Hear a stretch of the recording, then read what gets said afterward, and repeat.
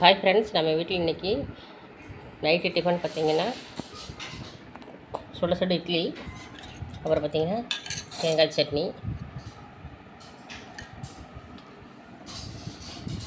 குருமா, சூப்பரான தேங்காய் சட்னி பார்த்திங்கன்னா. அப்புறம் இது குருமா பார்த்திங்கன்னா, அதாவது கிராமத்து சைடில் செய்கிற மாதிரி. சின்ன வயசில் வந்து பார்த்திங்கன்னா எங்கள் அம்மா செக்கில் ஆட்டி இது மாதிரியே செஞ்சு கொடுப்பாங்க. வீட்டில் வந்து ஆடி 18 திருவிழான்னு சொல்லி வரும்போது வந்து இது மாதிரி தான் வந்து இட்லி தேங்காய் சட்னி இது மாதிரி செஞ்சு கொடுப்பாங்க.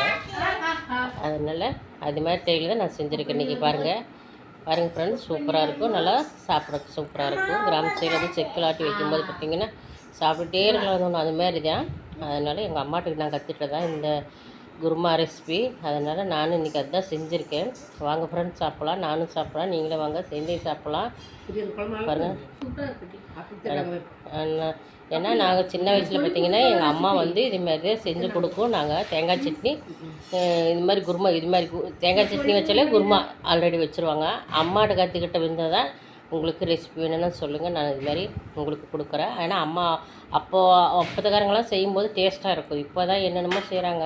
அது மாதிரி இல்லை, அம்மா செஞ்சு கற்றுக்கிட்டதா. ஓகே ஃப்ரெண்ட்ஸ், வாங்க ஃப்ரெண்ட்ஸ், சாப்பிட்லாம். நானும் சாப்பிட்றேன், நீங்களும் வாங்க சேர்ந்தே சாப்பிட்லாம். பிடிச்சிருந்தா லைக் பண்ணுங்கள், சப்ஸ்கிரைப் பண்ணுங்கள். பாய்.